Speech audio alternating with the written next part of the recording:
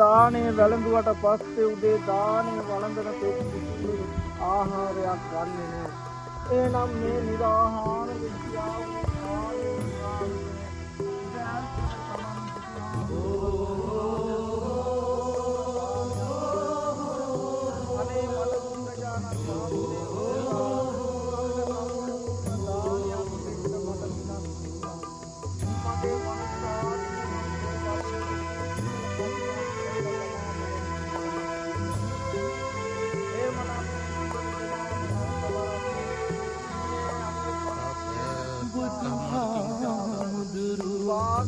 අපි දකින් නැති බනත් අහන් නැති ඒ කාලේ නිවන් දකින්නට පින් මදි වෙන්නති ඒකයි තවමත් මෙවැනි පුණ්‍ය කටයුත්තක් ඉෂ්ට සිද්ධ කරන්න මේ සියලු දෙනාට මුල් වෙන්න ඕනේ යහපත් සිතුවිල්ලක් වෙන්න ඕනේ.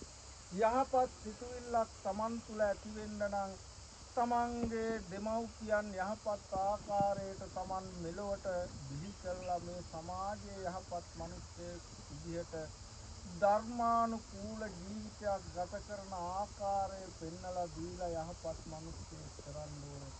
එහෙමනම් මෙවැනි කටයුත්තක් ඉෂ්ට සිද්ධ කරන්ට මුල් වෙන්නේ තමන්ගේ අම්මා තාත්තා. තමන්ගේ අම්මා තාත්තා ජීවිතුන් අතර ඉන්නට පුළුවන් නැති වෙන්නට පුළුවන්.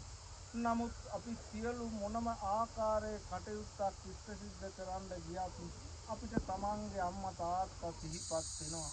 ඒ වගේම තමා මේ ලෞතුරා ගෞතම බුදුරජාණන් වහන්සේ ජීවමානව වැඩ ඉන්නා වූ මේ සර්වඥ ධාතුන් වහන්සේ වැඩ ඉන්න මේ සිල්මින සෑචෛත්‍ය රාජානන් වහන්සේ අභියසට ඇවිල්ලා මහත්ඵල මහානිසංස ලැබෙන්නා වූ දානමය පින්කමක් ඉෂ්ට සිද්ධ කළා. එහෙමනම් මේ දානමය පින්කම ඉෂ්ට සිද්ධ කරන්නට තමන්ට මුල් වෙන්නේ යහපත්